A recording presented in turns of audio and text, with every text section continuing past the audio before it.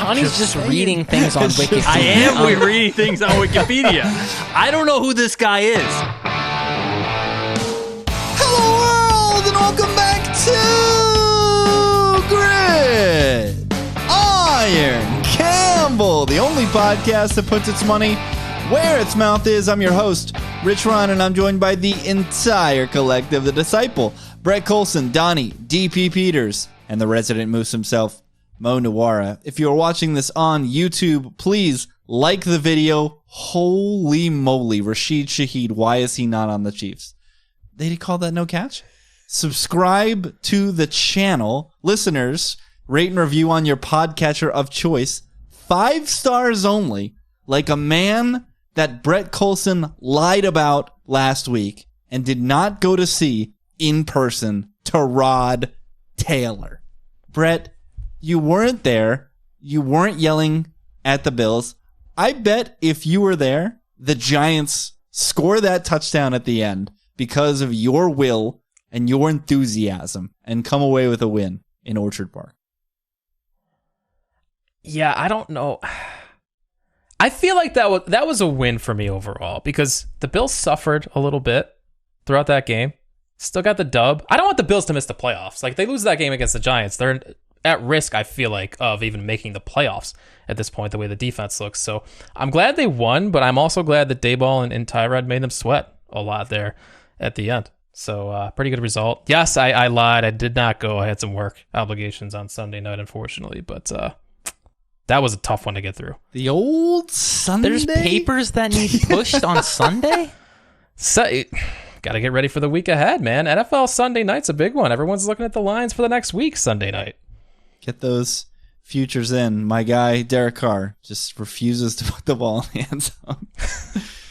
Something group with the kick. 1-4 in the card last week in Circa Sports Million. Unfortunately, I recapped all the games on Breaking the Boxes. That I still can't get the sting out of that Seahawks-Bengals game out of my system. The Raiders as well. I mean, how many times, we didn't deserve it, but how many times are we just on the wrong end of those where literally just need to avoid the safety on the final drive and are unable. Remember when Doug Baldwin housed that 75-yarder when they were supposed to be killing the clock? I saw an interview with him the other day, and that's always what I'm going to think of. I'm never going to forget that. That's Steelers. Yeah. Yes. I remember that game. That was awful. Were we on the wrong end of one of those loosey-goosey pitch plays, Ravens? too? Oh, I'm thinking of a blocked punt or a blocked kick. Didn't we have was it Washington? Jets last year? Ravens. Did we have Jets week 18 last week? I feel like there was a Washington game. I had Jets. I was there for that. My dad and I were watching the worst game imaginable. What was it, 12-9 or whatever? We didn't have Washington because I went to that game against Chiefs. That's right. You were at that game. And then there was the one where we got insanely lucky when, what was it? Mike Vick played for the Steelers in Los Angeles or San Diego against the Chargers, where they went for some random 2-point conversion at some point in the game. And I forget whether them making it or not. I think we won. We've covered by like a point. I'll have to go into the archives and figure that one out. But yeah, it was Mike Vick on the Steelers or Mike Vick Steelers Chargers, where we got lucky. But it's not happened as much as we need in order to cash in these contests. We're going to talk a little bit of Survivor at the end here because I wanted to do it at the front end, but Brett said let's keep it to the end because Brett thinks this is the most interesting week of the year. So he's rearing and ready to go with some contrarian blasts that he's going to give. But let's get into the slate, and we'll start, as always, with the split contest, and we start with a doozy on Sunday Night Football, where the Miami Dolphins, the greatest football team, travel to Philadelphia to take on the Eagles. This one opened 2.5, got bet down by some people interested in Miami, and then shot right back up to 2.5, where it is in Circa. And Mo has the strongest opinion in this game on the traveling Miami Dolphins, although he is shaking his head. And he's shaking his head because Mo has this below the fold, and none of us have a very strong opinion on this game. But ultimately, why did you click on Tua and damn boys? Because I'm suspicious of Jalen Hurts. I think he might be a bad player. Like, I've always said that he's very overrated when people were thinking he was like an all-pro level player. And he's just meh. Like, Jalen Hurts is completely a product of his environment, man. And when he has to make tough throws off platform, he just throws interceptions because he has the worst arm in the NFL. Is anybody worse than Jalen Hurts? Dude, did you see him try to throw that Hail Mary a couple weeks ago? It went 30 yards, the same as it did in the Super Bowl against the Chiefs. He has an XFL quality arm. Wow. He's accurate. He's smart. He seems like a great guy. But man, his arm is a noodle, dude. And you see it when he has to make tough throws. But then again, I don't know if he's going to have to make tough throws in this game. I don't know, like, if the Dolphins are good either. Dude, I was sorting through the strength of schedule and strength of victory stuff on oh my God. That's Dolphins the cap. are like orders of magnitude worse than anybody else in strength of schedule. It's crazy. Yes, but they're smashing these teams. And yeah, but the second somebody punched them in the mouth, they got beat by 30. That was 30. weird. That was turnovers. How convenient. I mean, it it's was the weird NFL. in the You one just spot they expect teams got to go 17-0. destroyed. Like what? It's We not have like people are gonna one falter. game sample size of them playing somebody with a pulse, and they didn't play well at all. They actually sucked. Now do the Eagles. Tua Now do the under Eagles. pressure. Now do the Eagles. Yeah, I don't Now know do the Eagles who schedule. these teams are. That's why this is at the bottom. I want nothing to do with it. But if you make me pick, I'm going to take the points. If you woke me up in January and told me that the Eagles don't make the playoffs, I wouldn't be surprised. The schedule coming up for this team is hellacious. And what I saw from Jalen Hurts on Sunday in a game where all he had to do was not point the gun down and blow his dick to smithereens, he did it not once, not twice, but 3 times. It was horrific. The Jets needed to win the turnover battle 4-0 to win by 1 score in that game. It was horrific stuff from Jalen Hurts. And I just continue to be bullish on this Dolphins team because they just break all the rules. They come out sleepy, partying at Live All Night, down 2 touchdowns. They still cover a 2-touchdown spread without breaking a sweat. The Panthers. But the Panthers are not an NFL But they team. They're not. dismantled them. Like we bet on bad pro teams every single week because it's pro football and bad teams can win games in this league. And the Dolphins dismantled them. So one of the biggest strengths for the Eagles here is their defensive front and their ability to generate pressure. But does that matter when you've got the quarterback in the league with the fastest snap to release? What is it? It mattered when the Bills were there. I'm just going to keep saying turnovers when it comes to that Bills. It mattered. People got in his face and he didn't play very well. I've seen this Bills team go up to Buffalo in the snow and go blow for blow with them. That was a very impressive game last year. And they're better this year and they're faster this year. So I wanted to love Miami, but I respect the Eagles and I have this low. Brett, you were the highest on the hometown birds. I cannot believe you don't have Dolphins in your top 5. I cannot believe you don't have Dolphins. This is the was your best team in the chance. NFL. Come on. I think this should be a pick'em, honestly. Then what are you doing? Because I don't know what I'm doing this week, guys. I picked some games. Well, first of all, these are worthless points in a 52 total. Well, So there's that. I like the under here because the Eagles have been horrific in the red zone. And the one thing the Eagles do well, really well, is sit on the ball. Like they're the masters of super long possessions. And that's something they're probably going to want to do with this Dolphins wagon rolling into town. They're probably going to want to shorten the game, have long possessions. So anything with a 5 in front of it, I do like the under here. But Brett, talk about the birds. Yeah, that's kind of what I'm seeing too. Like, why can't the Eagles just bully the Dolphins in the trenches on both sides of the ball, play their style of offense, slow the game down, and then defensively, yeah, like maybe get this Dolphins team in a negative game environment and Tua in some really tough spots in the pocket. Like, I don't know. I actually had the Dolphins rated higher in my power rankings this week, but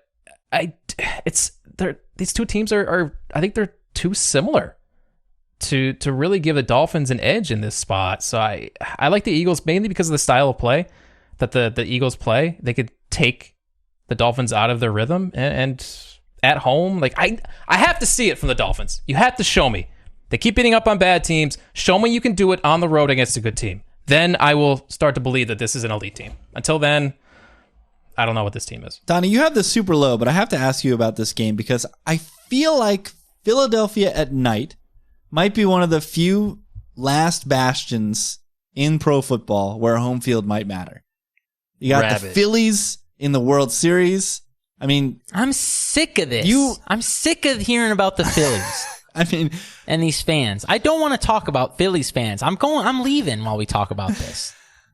Donnie, you said Philadelphia fans are great. I mean, they're a bunch of assholes, but they're I was going to say, you've said some really mean things about Philadelphia. I mean, because they're actually good fans. You got to rip on the good fans who like actually come out, support their team, like, you know, all that sort of stuff. I mean, these fans are crazy. So, yeah, I mean, it's going to be a tough place to play, tough environment. It's going to be rabid. It's going to be crazy. They might throw batteries at Tyreek Hill while he's running down the field. I mean, that's just what these guys do. I think ultimately the Eagles can win in the trenches. My thing with this game, and this is kind of like not a cap at all, is just that this just in general feels like the force it into your card game of the week. Like 1,200 on one side, 1,100 on the other side. Everyone wants a piece of Sunday Night Football. These two marquee teams, everyone's got to have a take. Well, we often talk about like, you know, there's really crappy games and we don't really want anything to do with those games. Well, you also don't always have to have something to do with games that are super headlining, super marquee, right? Like this can just be a really good game. We can all just sit back and watch from our couches and we don't have to have any action on. Like that's fine too. But I feel like everyone is going to cram this into their card one way or another. They just want to, you know? Yeah, I think that's a great take. You've got the Dolphins that are flying high and an Eagles team that, you know, Sharps might be thinking that they could buy off a loss against the Jets. Every fake Sharp loves the Eagles this week. So there's going to be some strong opinions on both sides. Where there's going to be few strong opinions, I think, contest-wide is our next game. Packers at Broncos. An angry horse could say that. I've got the highest opinion on this game. It opened 2 in favor of the road team, has come down to 1 in real life, at least the book I'm looking at. And it's 1.5 in the contest. And I've got to take the home dog here, mainly because, well, there's 2 main reasons, and they run concurrent, which is helpful. The Broncos defense continues to get healthy, getting a lot of key pieces back. And the Packers offense gets worse every time I lay eyes on it. We saw the first couple of weeks, Jordan Love, great EPA per play numbers, but his success rate was low, and that continues to be an issue. It's their 20th in success rate in passing offense. Going to Mile High, I think it's just extremely disrespectful that Green Bay is just flat out favored in this game. I think this should be closer to a pick, maybe even shaded towards Denver. Both teams getting rest because Denver got the mini bye off of Thursday Night Football and Green Bay had the proper bye, getting a few extra days to prepare for this game. But I see two offenses. One offense that is actually great between the 20s, but is just having troubles to score in Denver. And another where I just don't know what I'm seeing in Green Bay. So I had to take the home dog here. And I think this is close to my top 5. The highest opinion on Green Bay came from Brett. Don't think it was very high. So talk about the Packers. Yeah, I have very little conviction in this one. I feel like this should be an obvious spot for the Packers. Off the bye, healthy for like the first time all year on offense. But I just don't think Jordan Love is very good. And I don't think he can pick apart this Broncos D like many others have this year. So that's why I'm low on the Packers. I didn't know what to do with this game. It's weird 1.5 point line. Like it could be a pick, but also like I don't know, it could be 2.5. So I didn't really know what to do with this. Pre-record, we were talking about Wong teasers that go through the key numbers of 3 and 7. I think the Broncos are a good candidate in your real betting ventures to get this above a touchdown. Donnie and Mo had this extremely low, so we'll take a quick break and we'll jump right into the Lone Wolves.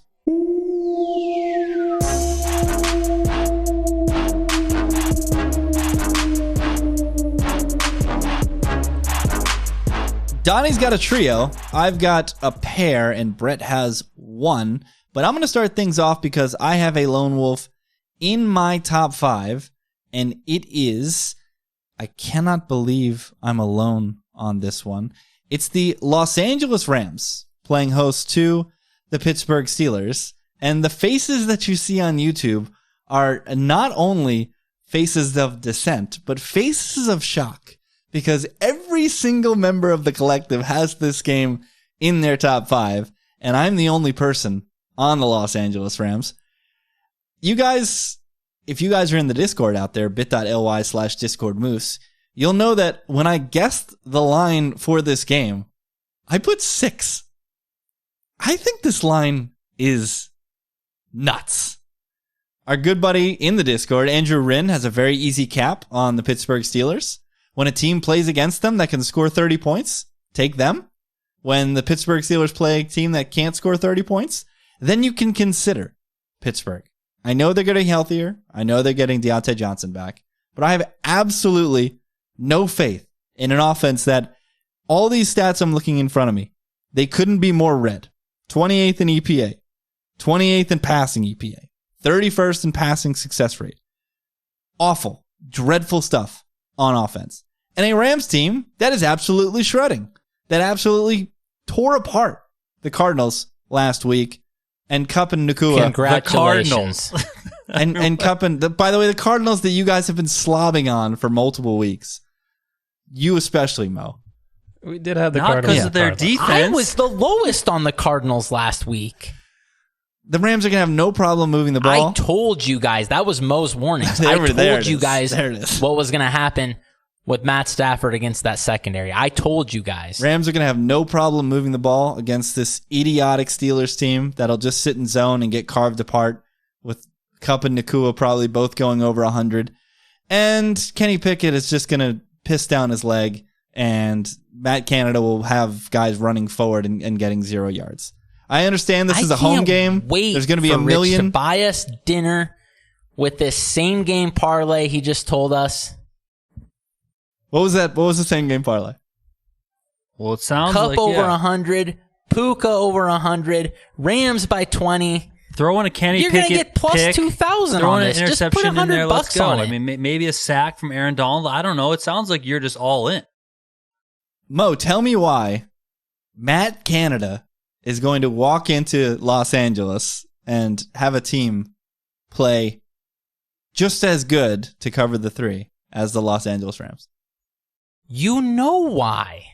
You say it yourself every single time we talk about the Rams. I know it's no home field. I'm aware of that. Can the other team pressure Matt Stafford? He has a 91 PFF grade in a clean pocket this year and a 55 when somebody puts pressure on him. And that's legitimate. We all see it every week. He cannot move anymore. He is a statue. The Rams have a terrible offensive line. The Steelers have TJ Watt, who, by the way, missed practice, so we better keep an eye on that. But I'm assuming they're just being careful. But yeah, this is Pittsburgh overwhelming up front the same way we all watched the Bengals and the 49ers make this offense completely impotent because Matt Stafford cannot move. And if you get anyone in his face, he can't do anything anymore. I miss the days. I love Matt Stafford. I miss the days when he was an athlete and he could make moves. They are long gone. And this is a good matchup for the Steelers with an underrated offense. I can't believe I'm saying that because I know they stink. Did you just say the Steelers have an underrated offense? Yes, they will this week. Because they will. This is the week. Deontay and Freiermuth, man. These are important players.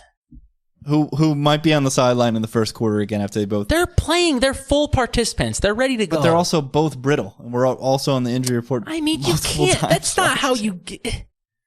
We have to go with what's in front of us. These guys are ready to go. Brett, they are playing outside against a bad defense. They could actually score some points this week. Brett, you've got top 5 in your top 5. Of course I do.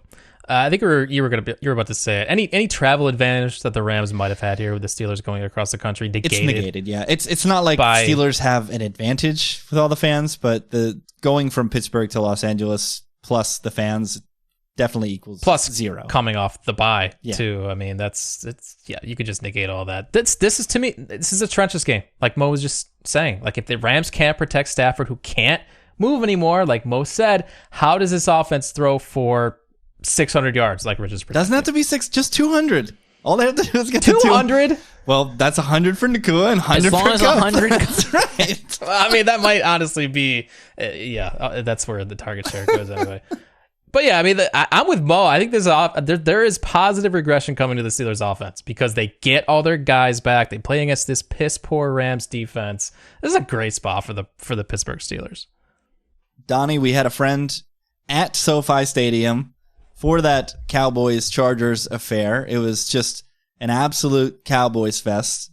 How many terrible towels are going to be waving in SoFi? Infinite. I mean, it's like it's going to be... don't the Steelers fans travel the best out of any fan? Yeah, on top of LA being fake. They definitely have the best road fans for sure. It's going to be wild. I hope you guys are right. And again, there will be mass tinkering for me this week. Had a long week. My caps were from the hip, so I might have to holster those Los Angeles Rams. How bad are the Saints? Dude. When are you guys going to give up on this team? This offense is horrible. Well, I definitely clicked it thinking T-Law wasn't playing. I told you I've had a week, man. What are you talking? I guess so. Wasn't he game time? Like a true game time? No, he's been, I think, leaning 60-40 that he would play he wasn't practicing. All week. He was DNP all week, right? Yeah, but he said from the horse's mouth was saying from day one he was all right, which maybe that's a lie, but it seemed like it was 60-40 in favor the whole time. The Saints are trash. This next game, I can't believe I'm alone because of how much Brett loves this team. I've got the Cleveland Browns laying 3 on the road against the Indianapolis Colts. Angry horses can make that sound. This was a 2.5 look ahead, ticked up to 3, and it's remained at 3. I'm with hordes of humans that 73% of the tickets are on Cleveland, but I think for good reason, because we think Gardner Minshew stinks. We think this Cleveland defense is incredibly elite. The only thing that is annoying here is I wish we were getting Philip Don't Call Me PJ Walker again, because then I think people wouldn't click the Browns, and this would be a tremendous spot for them to just go in and steamroll the Colts. But the Deshaun thing is going to get people happy. They saw the win last week against the Niners, couldn't be higher, and that kind of lets some air out of my sails. So I like the Browns, but had to tick them very low. Brett, you are the highest on Indy, so tell me why you like the Colts. What percentage do we think Watson plays? Because I don't think he's going to play. Ooh. I would have said 70. I don't think he's going to play either, but I kind of hope he plays. Speaking of quotes, Cleveland was sick of answering the questions, so they gave him a media availability, and he goes out there. Gave him, he says. Well, yeah, they basically put a gun behind his back. Put him in chains, marched him in front of a camera, and said, "Tell them why you're not playing, you bum." And he started, and he was like, "Yeah, I could be ready by Thursday. I could be ready by Friday, maybe Saturday, maybe Sunday, maybe a couple of weeks." It just kept teetering further and further down, and it was like, "What the hell is going on?" So I don't know. I couldn't even set a percentage because I initially was like, oh, okay, Deshaun Watson is playing. And then he comes out and says that. And then I just have no idea, Brett. If he's playing, does he want to play? Does this guy even care about football anymore? Knows? Like, I can't. How do I back this Browns team if the quarterback, I don't even think he cares about playing football anymore? If you played for the Browns, wouldn't you be more excited to get out there and go to war with PJ Walker right now? If you were the GM of the Browns, wouldn't you sign IK Nkempale? Nobody gets that reference besides How could us. football people not get that? He's the guy that punched Geno Smith and broke his jaw. For those out there, and who Rex Ryan signed later when he was head coach of the Bills to be an absolute jackass. So how does that go into your you just think the Browns are like dead men walking with no quarterback, no leader, no nothing, Brett? Yeah, I think, I mean, whether this is Watson or Walker, they're different parts of this. I think this line is wrong. You guys know I'm a huge Browns believer. This defense, Rich, you talk about the Jets being generational on D, but the Browns actually are doing generational things on defense right now. Against which quarterbacks? Let's pump the brakes here. That's what I'm about to get to. Like, you have to bake in some regression because what they're doing is not sustainable. I think this very well could be the Jonathan Taylor breakout game against the Browns D that has definitely overperformed against the run to this point. You have to beat this team on the ground. Don't let them get into a positive game state with, I mean, if it is Phil Walker, like, you definitely can't get into you can't let them get into a positive game state with Phil Walker at quarterback. You don't want Minshew in a negative game environment against this pass rush. Control the clock, force Walker or Watson to beat you. And if the Colts can play to that script and succeed, I don't see why they can't cover 3 easily here. Easily. It might just be a spot where they just get a surprising win that no one's expecting. I like Colts money line here, and selling the Browns off that win last week. I think it's a great time to sell Cleveland. All of my Jerome Ford shares are screaming at you for rooting against the positive game state because we know all the Ford points that we can get. I'm right there with you, buddy. DP, you also have the Colts in your top 5 pile-on. I mean, I don't know. It kind of feels like a similar situation with these two teams. I mean, they obviously both have their flaws. They're dealing with the whole quarterback situation. I don't know. To me, I'm just like, 3 points, a full field goal for a home team here in this spot just seems a bit too high. I don't think I'm going to jump on the money line train, but I mean, 3, a full field goal seems a bit much, to be honest. We'll keep it with you, DP, as we start your Lone Wolves. And I feel like I need some sort of sounder. I need some sort of graphic. There needs to be something to signify that Donnie is a lone wolf in a Patriots game. Although I did crunch the numbers. I put them in Discord, and he's a winner. He's like, but it's not, I think it's like 52, 53%. So enough to pay the VIG. Nothing astounding. But here he is once again in a spot where Donnie, this is the week. Okay. Last week was the week. Just keep on saying it. Last week was the week. I knew on Monday night you idiots were going to be on the Patriots. Monday night, talking to our buddy ODB, we both agreed you're on the Patriots. You guys are going to back this stupid effing team. Have your fun, for the love of God. The Bills are going to blow them out of the water. Come on. What are you going to say to me? They might. The Bills injuries? Have you seen the Patriots injuries? The Patriots are dreadful. They're so bad. The Patriots got injuries. Hunter Henry, I don't even know if Hunter Henry wants to play anymore. He's just over this team. He's done. Josh Uche, who's like a bright spot in their defense, which is kind of crazy to say Josh Uche is a bright spot, but he is DMP today. The offensive line is an effing joke. I mean, it is so bad, it's not even funny. Mac Jones stinks. Bill stinks. I mean, everything with this team is horrendous. You get to back up Bills. Yeah, but like you guys are like, yeah, they're so bad. That's why we got to back them. Well, the Bills looked like crap last week. Okay. So yes. I feel like they're going to turn it around a little bit, blow doors against this opponent here that they have a lot of familiarity with. I mean, come on. The Patriots are the bottom of the barrel in the league. A lot of boxes being ticked here. Patriots. How could you argue with a single thing Donnie said, though? You can't. It's all factual. The only thing, so just to counter, is this is a weather game, right? We're seeing 21 sustained winds, 31 gusts, 27% chance of rain. So windy, rainy, low total, and you've got a quarterback, Brett, who suddenly has a grade 1 AC sprain. Another injury for Josh Allen coming off the elbow injury last week. Are you worried up there in Buffalo? Very. Like Josh is practicing this week, but that doesn't mean he's healthy. Far from it, I think, actually. Like, Josh Allen will play hurt. He's got this tough guy attitude. He doesn't sit. But just because he's on the field doesn't mean you can price this team like the elite Buffalo Bills team they were against the Dolphins a few weeks ago. This is a very different team right now than it was a few weeks ago. So I have a problem with them laying 8.5, 9 points on the road against pretty much anybody right now. I mean, they almost lost last week against the worst team in the NFL as a 15.5 point favorite. They were embarrassing last week. This defense it's not good right now. They can get pressure with a couple guys, but man, this is not an elite Buffalo Bills team. So I can't get there. I'm just disgusted with Buffalo. I don't think you can parlay this because it's not in the same game. But if you want Kendrick Bourne over 100, toss that in there too. Against the Patriots, that guy's good. Mo, those are called same game parlay plus. There we go. TheLines.com. Get all your promo codes, etc.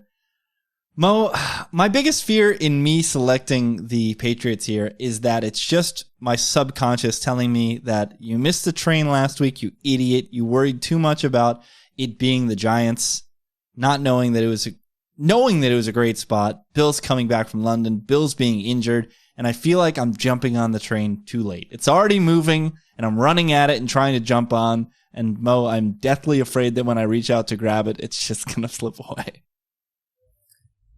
Yeah, I mean, what if last week was just Bills sleepwalking? I don't know. Like, it could have been. And honestly, I can't argue with anything Donnie said. Like, the only thing that has me wondering, honestly, about the Bills right now, every time I watch them, I am just stunned. I know I shouldn't be at this point, but I am stunned how much they rely on Stephon Diggs. It is incredible. I don't know if Josh Allen can make a significant positive play that isn't to Stephon Diggs. I mean, yeah, he hits Gabe Davis for a 30-yard touchdown once every week or two, but that's literally the only other thing that happens besides throwing to Stephon Diggs. And what do we know about Bill Belichick? What has he done for 20 years? He makes you go to weapon B. He will. What happens when he does that? He did it. Dude, Tyreek Hill didn't do anything against the Patriots. Even Devontae. You look at Devontae this week, he's bitching and complaining about not getting passes after a Patriots game. If there's two guys in Stephon Diggs' pocket, I kind of fear for what Josh Allen will do. I kind of do. We move to... You want to put a pin in this, Sonny? No? Okay, we move on to your next game then.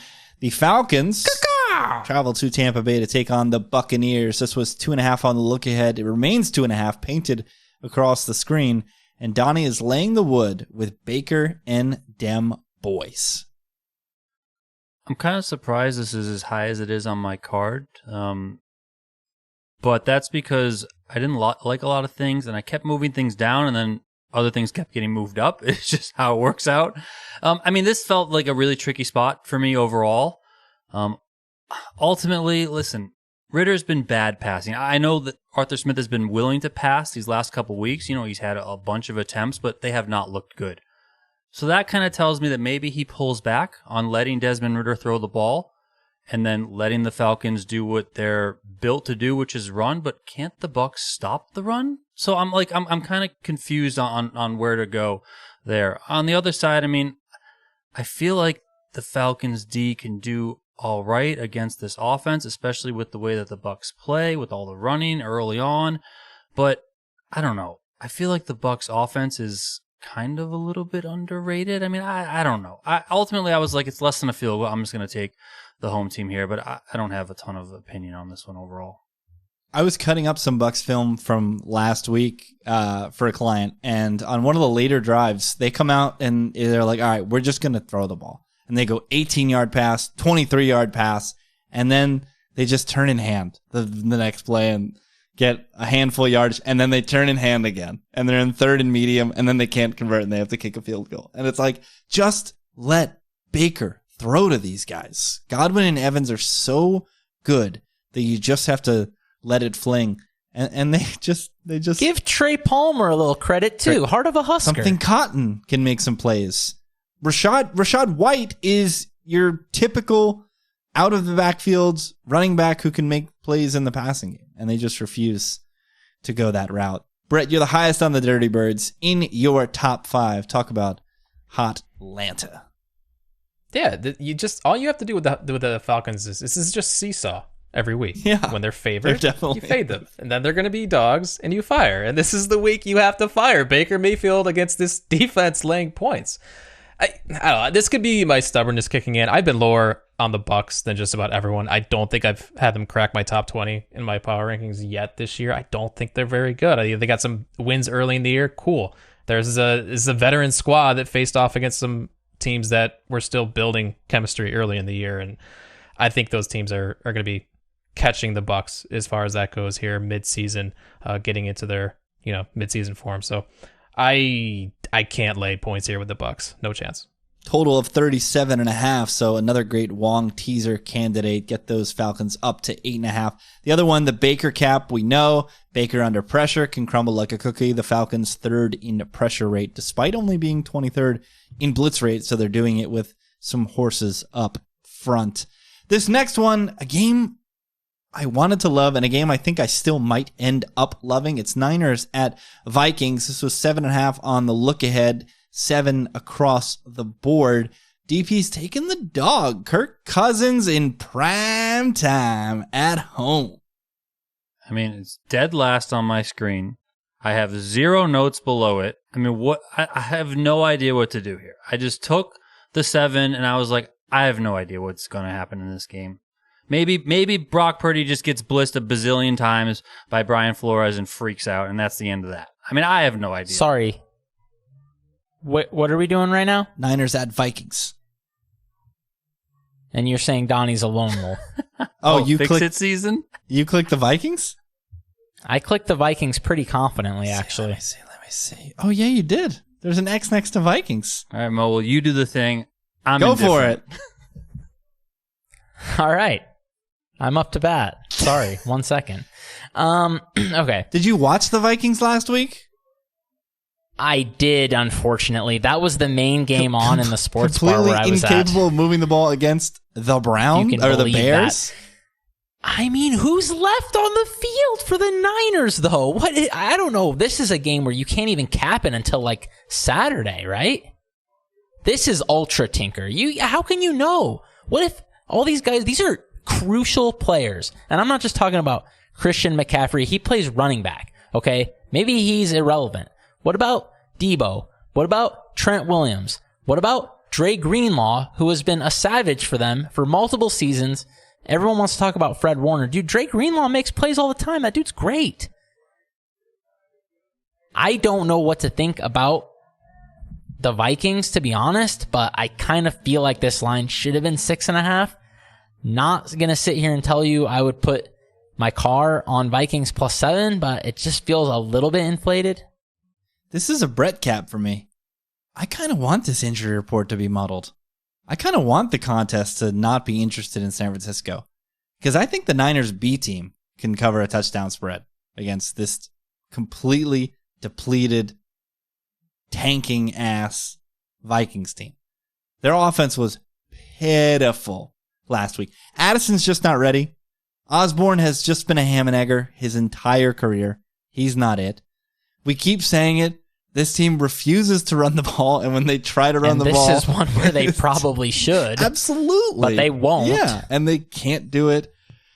This has Niners 30, Vikings 10 written all over it. Brett, you're doing a lot of smiling and a lot of nodding over there. Yeah, you're right. I mean, I don't have any notes on this game, but that's kind of why I like the Niners here, because if there's uncertainty around CMC and Samuel, people aren't going to click on the Niners. But against this defense, do you need those thoroughbreds in Shanahan's offense to cover 7 against this putrid Vikings team? Probably not. So the Niners are interesting. Definitely a tinker game Saturday morning. We will be talking about this Saturday morning. Brett, you've got the last Lone Wolf, and it is a double sounder game, a double caw game. As the Arizona Cardinals travel to the Pacific Northwest to take on the Seattle Seahawks. This was 7 on the look ahead in favor of Seattle.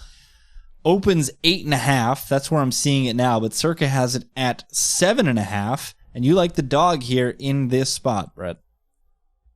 Yeah, I'm trying to stay away from having too much Cardinals exposure this week because I will be heavily invested in them in Survivor, which we'll talk about later in this show. But Zoinks! I do like Arizona north of 7 in the spot. I don't trust Geno playing behind this horrifying offensive line with these top two weapons. DK, Tyler Lockett, both beat up here earlier in the week. Like, can the Hawks cover a big number with these issues on offense? Yes, probably, but I don't know. I don't have a lot of trust in it right now. And the narrative on the Cardinals is that they are the worst team in the league, which they might be. But remember what they did early in the season when they were priced like the worst team in the league. They came out, covered big numbers, beat the Cowboys outright. There is fight in this team, and Donnie's disagreeing, but Cowboys beat themselves. There was fight, and now they're getting killed. Well, what happened? And now they're done. This is Cancun season in October, buddy. I mean, I don't understand the Cardinals thing anymore. Even during that time where they were frisky, they gave up 5 consecutive scoring drives to the Giants at home. Daniel Jones was marching up and down the field against the Cardinals. What you bring up about the Seattle offensive line is extremely important. And this is a tinker spot where we need to know the health of their tackles, because Seattle is an offense that is a descendant of the Rams offense, and they want to live in 11. They want to play 11 every single play. But if they have issues at tackle, they have to bring tight ends in, and they have to protect. That takes JSN off the field. That takes their explosiveness off the field. And that honestly is a massive hamper to them trying to cover a number this large. So I'm intrigued by Seattle. I think Seattle can score like 40 points in this game if they're able to throw the ball. But I don't know, Mo, if they're going to be able to generate enough protection for Geno to do that. Watching Derek Carr upsets me. It deeply upsets me. I can't do this anymore. At this point, he is who he is. Every game. I cannot believe I used to defend this guy. Parlay over yards. He stinks. With under 1.5 touchdowns. Did he know that prior series it was 3rd and 6 and he just dumped it off to Kamara for a gain of 2? He's awful. He's going to get to 370 and 1 touchdown. Yeah. I mean, dude, I don't know if Seattle... How does Seattle not just march up and down the field on this defense? If they play like they did last week in Cincinnati, this is 50 points. Dude, they were moving the ball at will in that game, and this secondary is horrific. And, dude, the Seahawks offense is pretty good for the most part. Geno usually doesn't do that. That's what was so upsetting about that game. What was hilarious, he still had like a 94th percentile CPOE in that game, which is absolutely wild, okay? But this Cardinals team can't stop anybody. And yeah, dude, Donnie might be right. They might be just done for. Like, they've sucked royally multiple weeks in a row now. I don't know, man. I think the Seahawks are underpriced at 7.5. Honestly, I do. But at the same time, every time the Seahawks have been big favorites the last couple years, they keep laying eggs. But it happens over and over. But to be fair, this is probably the best passing attack they've had in that era. I mean, even with Russ, they were just so volatile, right? They were the high EPA, low success rate team. So there was so much variance in Seattle games where you never knew what was going to happen. Whereas Geno has just been consistently good for them. So yeah, I definitely think that last week was more of an outlier in terms of those decision-making issues that he had. DP, you've got the Hawks in your top 5. So put a very large, emphatic pin on this contest. I mean, they're going to march up and down the field and score 60 points. What do you want me to say? They did it last week, and they just couldn't get the ball in the stupid end zone because they're idiots. I mean, come on. This Cardinals team is toast. Get out. So before, I want to bring this up. Before the Dolphins beat the Eagles on primetime, should we be interested in Seattle futures? Sitting it? 2,200 to win the NFC. Plus 700, I think, to win the division. Couple of these Niners. When are they going to get their guys back? Couple of these Niners injuries linger, maybe. I looked at it. That's why I know the price. I looked at it a couple of days ago. I was like, dude, what if the Niners are down for a few weeks? Brett's not having it. All right, the Lone Wolves. I have the Rams and Browns. Donnie's got the Bills and Bucks. Not the Vikings, because Mo is on that side as well, and Brett has the Cardinals. All right, strap in. It's time for the 9, 8,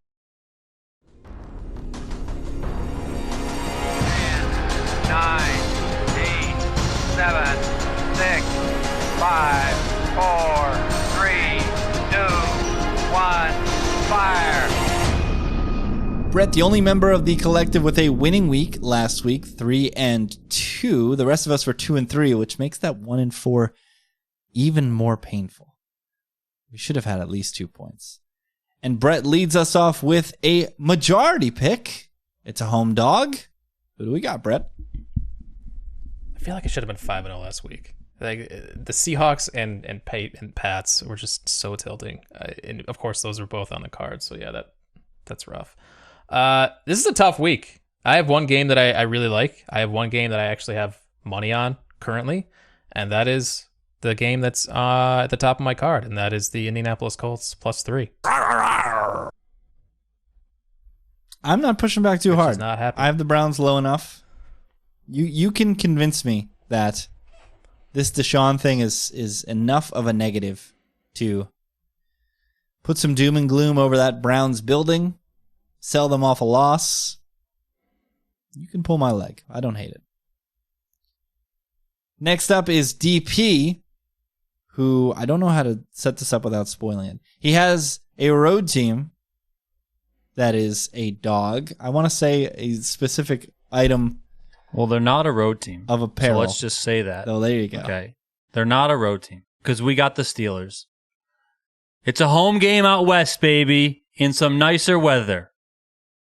The Yinzers are going to be out west cheering on their Steelers. The next one is the first time we've heard of this game. It is one of 4 consensus picks from Mo. This is a collective special. Entering this week, ODB, I'm sure, was talking with DP in addition to the Patriots and said, you guys are going to have this team. And he's absolutely right. We've got a quarterback on our card whose name I still can't pronounce. Mo, who do we got? It's a player I never heard of before last week, I think. Something called Badgin. Bagels. We got Bagels on the card. It played at something called the Shepherd this Rams. was... I don't know what that is. I've never heard of that. That was the most shocking thing about this Bayesian fella. Just something Shepherd Rams. Guys, I saw that in December, he played in a game where he was sacked 8 times and threw 2 picks, and now he's quarterbacking the Chicago Bears. There it is. Oh, yeah, that one was against the Colorado School of Mines. I drove by that school multiple times when I go through the mountains. Did you say when I go west. mimes? Like they're Mines. I didn't know they had a football team. No, mine's Where's like their field? coal I mines. understand. I'm going for a bit here. Is there field in the mountains? Is it in a mine? I don't know what's going to get into the box. I mean, this is the easiest cap of the week, right? How can Something called Brian Hoyer or Aiden something called Aiden O'Connell be -3 is on the -3 road? on the road in pro football. It's the easiest cap of the week. I don't know how that's a thing, okay? This line has to be Raiders -1.5. It has to be. And it is, I think, in real life, or 2.5. Is that going to put people on the Bears? Probably Who's still not, lining up to because take it's Bajan something other than Badgin. us idiots? Yeah, I mean, I think, I have I don't no know, if idea how this Devontae Raiders is team throwing 3-3. fits, that's nice too. Yeah, that's a great, I mean, that's crazy, man. Well, I mean, look at the cupcakes. It really is. Steelers, Packers, Patriots, Bears. Yeah. But yes, playing outside on the road, something called Aiden O'Connell is -3. But then again, he might have the most fans in the building. He went to Purdue. The Boilermakers. We may have stumbled upon a different angle for this game. Anybody worried about this, Brett? You seem like you're twisted in a pretzel over there. Okay, neither of these quarterbacks is threshold. But one of them is favored on the road in a pro football game. One of them threw for 5,000 yards and 53 touchdowns, I'm reading, in some college game. Or in college season. So I'm in. That's not real college football. Mimes. What if he's not threshold for like Power 5 college football? I mean, I know he's playing like for a professional football team right now, but like he won the D2 Heisman. There it is. Cool. Tony's just reading things on Wikipedia. I am reading things on Wikipedia. I don't know who this guy is. He came in the game last week. I was like, who is this guy? What is happening? So yeah, I got to get that's acquainted. What I was going to say. Listen, he came in the game and he did complete a few passes. They got a few first downs. Okay, yes, but that's rule of backups. They always look decent when they come in the game. Yep. Now we got to You're right about this idiot. that. The good thing is we have a backup on the other side too. Okay. I mean, what the hell is this game? Why? Look at this. I tried to go to Tyson Bagent's Rivals page. First of all, it barely exists. Nobody that goes to Colorado School of Mines has a Rivals page. Get real. To the Mimes. Or wait, he went to a different against. team. Yeah, Sorry, he played did. against the Mimes. So he's 0 total offers. He had medium interest. I've never seen this before. They probably added this page last week. There's 3 colleges, and it just says medium interest, and it's Liberty. Yeah, they're just adding this for SEO. Just that's the only reason. Yeah, it's got added this wiki page existed. That's exactly what I'm Sunday night, Brett was on the horn yelling at his people. That's why he had to work. Couldn't go watch Tyrod because he had to get someone to watch something Badgent write about it. And, like, this is what this is. Medium interest from Liberty, Marshall, and West Virginia. He's going to go burn some couches. But then they said... He probably was born next to a mine, too. That's why he felt bad for the miners. He's from something Martinsburg, West Virginia. The hometown kid. Yeah, they've got tons of mines up there. Give it up, Richard. All right. So I'm up next, and I legitimately have no idea who to pick. My top pick was sniped by Mo. My second pick was the Rams, which is on the other side. My next pick is the Pats, which would be my pick, but it's rule of Donnie's Lone Wolves, and I'm going to respect it. My next pick is a split game. So my fifth pick, bottom of my card, is a consensus game that we have not discussed, and it is once again tailor-made, collective AF, triple circled, and it's the New York Football Giants +3 against the Washington, formerly racial slurs, formerly football team, now Commanders. It was a 1.5 look ahead, open 2.5. I'm seeing 2 in real life, and we're getting the full 3 in Circa. They made this line up. I don't think this has been 3 the whole time. A fake line. Brett, call your people. We've got the people. We've got 19-mile-an-hour winds, 30-mile-an-hour gusts. Although I believe MetLife was actually built to stop wind a little better than the old Giant Stadium. The old Giant Stadium used to swirl the way it was built, but the way MetLife is constructed, I don't know why. It actually does stop the wind a little bit at field level. But, I mean, what are we doing here? Sam Howell as a favorite on the road. This isn't just automatic NFC East, click it and stick it. Let's do it, right? Well, I want to know how we feel about the quarterback play. So I was thinking about this a lot, and what Donnie just said, I think rings true in rule of backup, where, but Tyrod wasn't the backup last week. He was the straight starter. He's also been a starting quarterback in this league. I mean, he's not a total moron. That was a great sound of Mo slapping his forehead. That is just ASMR. We need to just clip that and just put man slaps forehead.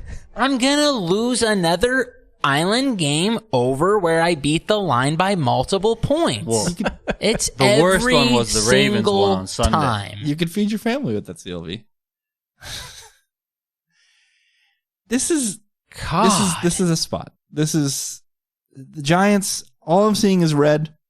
Nobody wants this. Even if the line is fake, the line could be 3.5 on the contest. I'm still not sure people would click it off of that disastrous end to the first half against the Bills and then blowing it at the end there.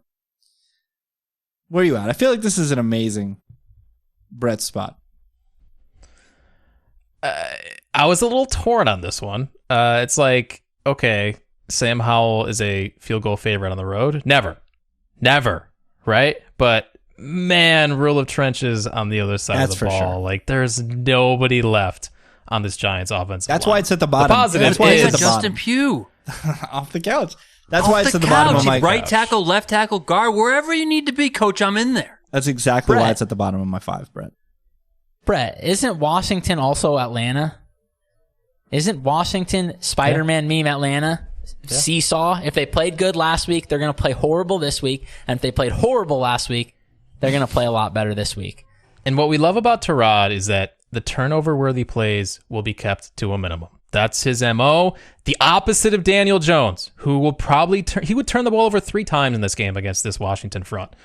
Jones gives them a better shot at moving the ball down the field, of course. But why can't this just be a rock fight between 2 piss-poor offenses in a divisional game? Just, give us the home dog with the cover machine, Tyrod Taylor. Tyrod. It's also Tyrod is- opposite of Sam Howell. I think Tyrod is an elite downfield thrower, too. Like, I think that's one of his... Why isn't... What He if was he's throwing just some dimes. better than Daniel Jones? I haven't seen Daniel Jones get a first down this year. He didn't get a first down against the Seahawks. Against teams not named And the then- Cardinals. Tyrod was marching up and down the field on the Bills, dude. They were moving the rock. That was impressive. Legitimately impressive. Throwing to bums. My favorite part of that game was there was one drive where the Giants spammed the same play 3 times in a row. It was a run play where it was like the left guard pulled and the run was to the right tackle, and they just slammed the gap 3 times in a row, and Saquon literally went like 20 yards, and they had to take him out because he's coming back. And then Breda, same run, was wide open, and he got like 2 yards. And it's like, come on, my guy. Maybe running backs matter. So maybe getting Saquon back a little healthier will help. One look at that game, and whoever gave Daniel Jones that contract should be punted to the moon. Tyrod is way better than Daniel Jones. He definitely could be. All right, let's get to the collective pick. One that I was surprised by.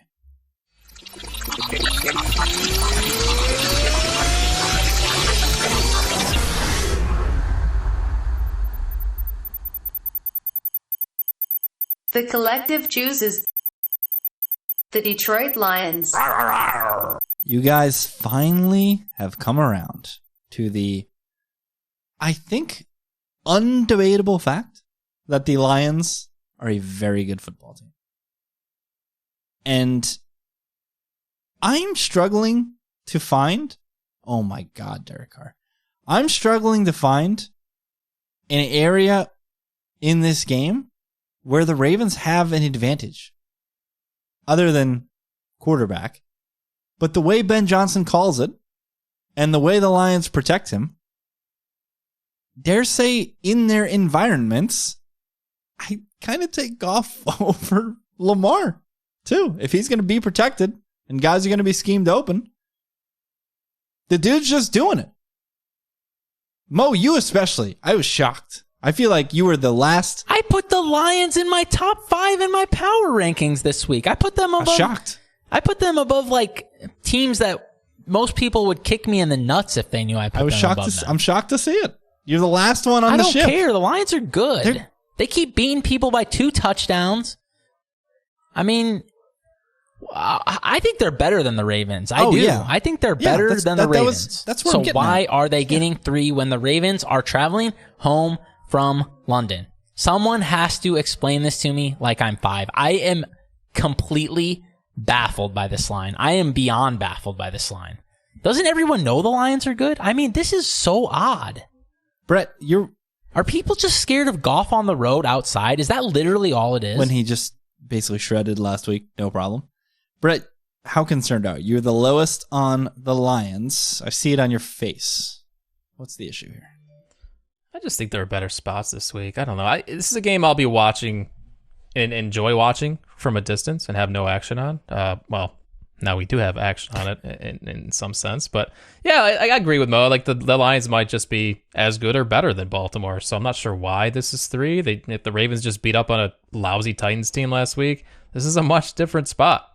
And yeah, Goff has been great this year, playing behind the best offensive line in the league, and the Ravens have struggled to generate pressure all season. So could be a lot of clean pockets for Goff on Sunday, and Amon-Ra looks healthy. So yeah, I get it. I don't love it, but I get it. We saw a hobbled Ryan Tannehill able to march against this Ravens team, but just unable to punch it in. We saw Malik Willis put together a drive, or a couple plays at least, against this Baltimore team. So yeah, what is this Lions team going to do against that Stonewall offensive line? And then meanwhile, rule of trenches, the Lions are 8th in pressure rate despite rarely blitzing, 30th in blitz rate.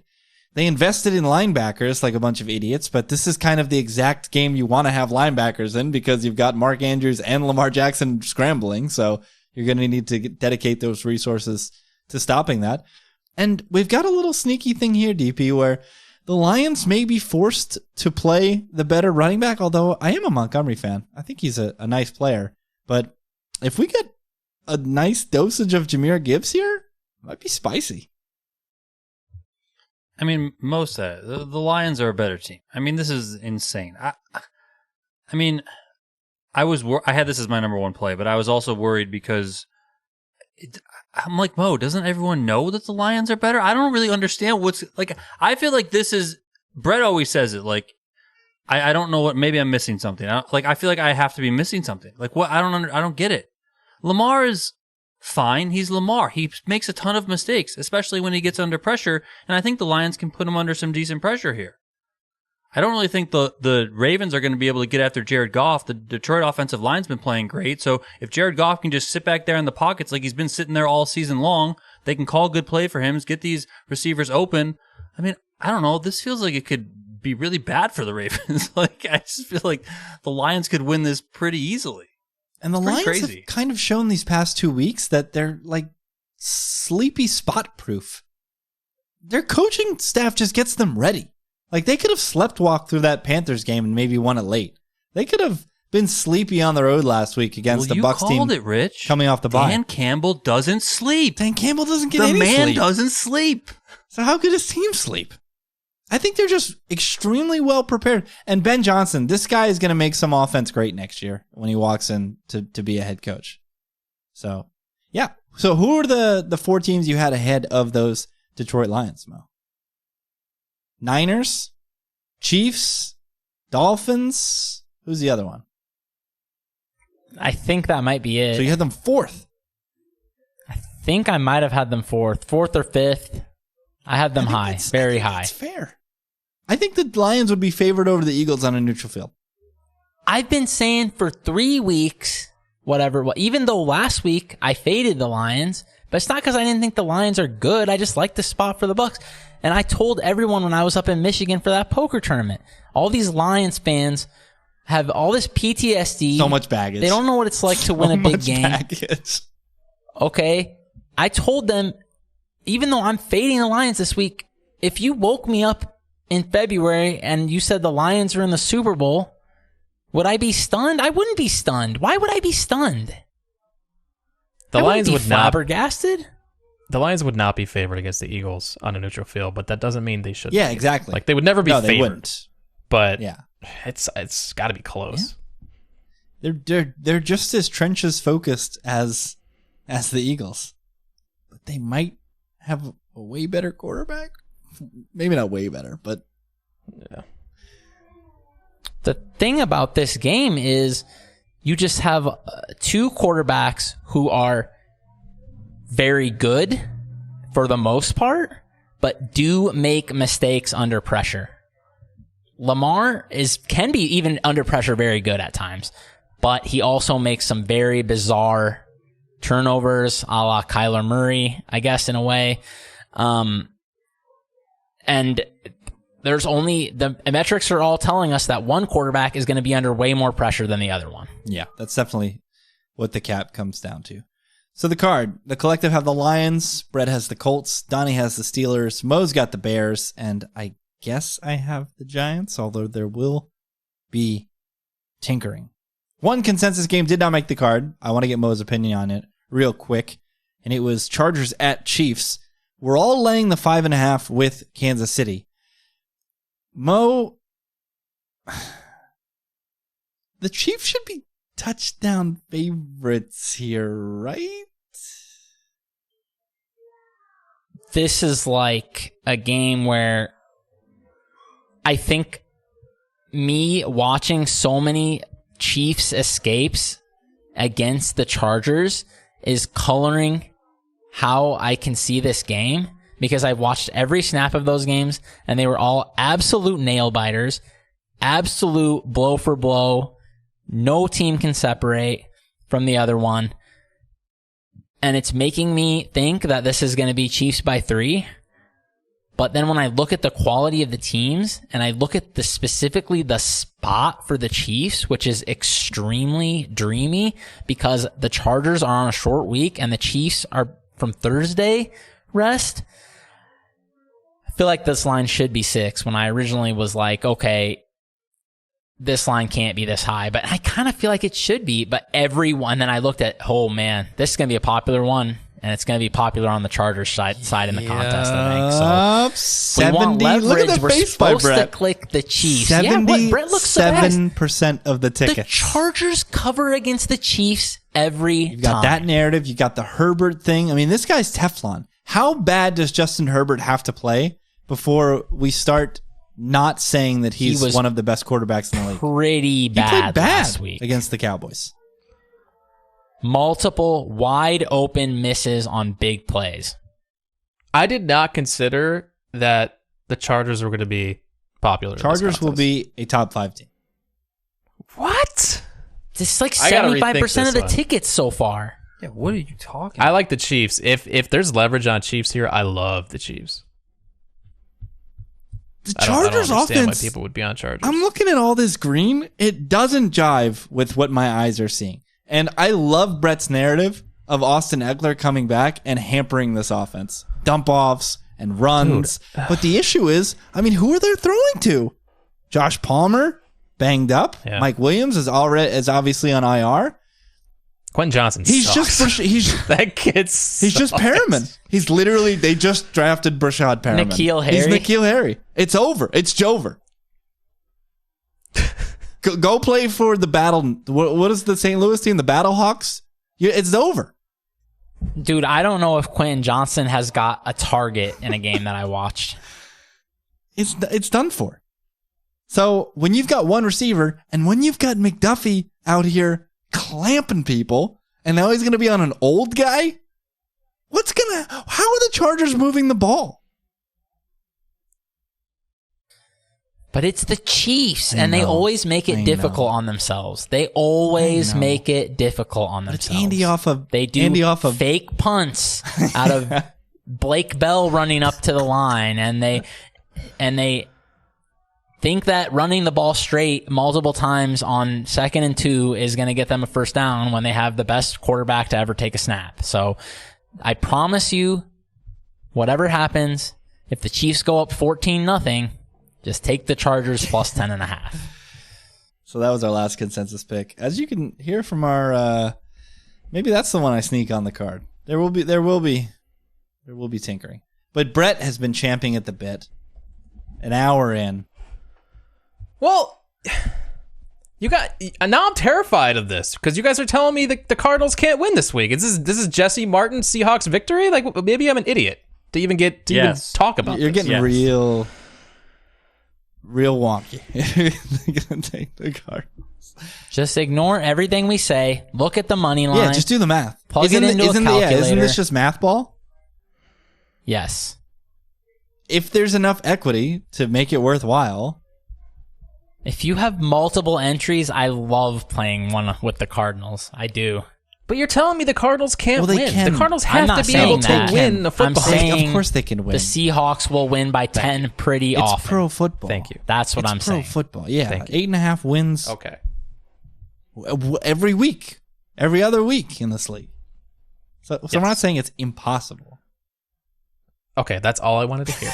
Because this is a fascinating week in Survivor. Yeah, what's going on? And I've given this a lot of thought because this is one of those weeks where math and game theory really come into play because there Brett's are no been waiting for this day Circled! since the Raiders beat the Cowboys. He's been waiting for the day he could do this. These are the spots, man. You've got no double-digit favorites on the card on the slate, and you've got half or more than half of these Survivor pools likely to land on the Seattle Seahawks. And Seattle's only a 7 to 7.5 point favorite with an implied probability between 25 and 30% to lose to the Cardinals. So for me, the play this week, you have to fade Seattle. You cannot convince me that Seattle is a good EV play. This is not a play it safe, survive in advance situation. This is an equity play where the math shows you that Seattle is a fade if you think your pool is going to be heavy on the Seahawks, which it most likely will be. So how do we approach this if we're going to fade Seattle? And there really are no great spots to do it. Because, like, if you want to take one of the heavy favorites, Buffalo, KC, San Fran. I mean, we like KC, right? But San Fran on the road, like, are these guys going to play? We don't know. Buffalo looks terrible. Why are they minus 8.5, 9? I don't understand that. I can't trust Buffalo in this spot. So, like, can you look at one of these other teams? Everything else is like coin flip territory. Bucks, Commanders, Raiders, Rams, all short favorites. None of those feel good. So I keep coming back to Arizona, just going full leverage to fade Seattle. And yeah, I have a bunch of entries left in these second chance survivors. I'm probably going to go heavy on the Cardinals. I understand the risk involved in taking them. It's probably going to go up in flames. I mean, it's likely to go up in flames. 75% of the time it's going to go up in flames. But 25% of the time the Cardinals do win this game, I'd set myself up for a real shot at winning all the money. And that's what the goal of this survivor pool is, right? This is not survive in advance. This is winner take all, maximize your EV, win as much money as possible, and you've got to be willing to take these shots when the opportunities are there. I see this as a great opportunity in Survivor that nobody else is doing, so we're doing it. It's going to be Arizona Cardinals and Survivor this week. I'm really excited to see what ownership splits look like on Sunday. If the Hawks are, well, Saturday if you're still in Circa. I mean, are people going to play Cardinals and Circa? Probably not. Well, what's fascinating about Circa is that A few people will, nobody I can think. take the Niners. Well, people will. I shouldn't say that. Very few people will take the Niners because they're on multiple island slates. Yeah. I believe the Bills have already been popular, so they're gone. For sure. I'm not sure about the Chiefs. They really haven't had a good spot. I don't think that. The last week against the Broncos, was a good spot to take the Chiefs. And yeah, so all these other games that aren't Seattle are a field goal or less. Gross. So why not just take, like, this is what Mo always it's just says, a math. right? Like, It why? just comes down to math to me. Yeah, and why try to hit a parlay? Why try, like, if you're hoping for Seattle losing, right? Why not just take the Cardinals instead of hoping the Seahawks lose and also taking one of these coin flips? Like, just, yeah, I think just go full leverage and take the Cardinals and pray. Gonna have to do a lot of praying, I think. Yes, there will be some Everybody's praying. running through the same bottleneck, and there's a landmine there. And if that landmine goes off, It's a big a boom. lot of people are out. Are there of it. any more of these, Brett, that you've got triple circled? I mean, I've had this one circled since. I mean, yeah, I went through the whole season In May. the grid, Brett had this in May. and this was He had this circled in abstract when the Raiders, the clock hit zeros against Cowboys. He's been dreaming of this Brett moment. was doing the dishes, I think looking out the there's- window in the early summertime, and Amy looked at him, and he was gazing off into the distance, and Amy was like, It's like that meme. No, it's like that meme in the bed. yeah, And the guy's sleeping. he's thinking about girls. I bet he's thinking about other women, and Brett's, I'm thinking about the survivor spot where 60% are on the other side, and I get to take the plus 7.5. Donnie, you look like you're crunching over there. No crunching. No crunching. Spacing out.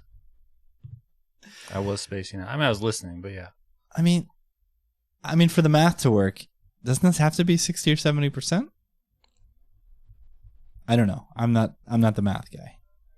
I know. You need an Excel sheet, and then you can do this very easily if you have the knowledge. I do not. But that legend who took the Raiders that one year, I mean, we did the math, didn't we? Just for fun. Yeah. It was like, his EV was insane if the Raiders won. Like, it was like 60% was on Dallas, I think. And was it more than 60? No, I'm shaking my head because Drew Brees. Derek Carr just checked down on 3rd and 4. He loves it. People make fun of Kirk Cousins. At least that dude will chuck it high in the air and see if Justin Jefferson will catch it every now and then. This is embarrassing. At least he hurried to the ball. They're going forward here on 4th down. I think they're going to... Good. I need a missed conversion so I can get some... It looks like a run play, though. They're in 12. They just lined somebody up towards... Yep, it's a run, but Kamara's got it. 1st down, Saints. And that's week 7. Brett needs your prayers for the Arizona Cardinals. Caw-caw! I need your prayers for a pick because I still don't know who I'm taking.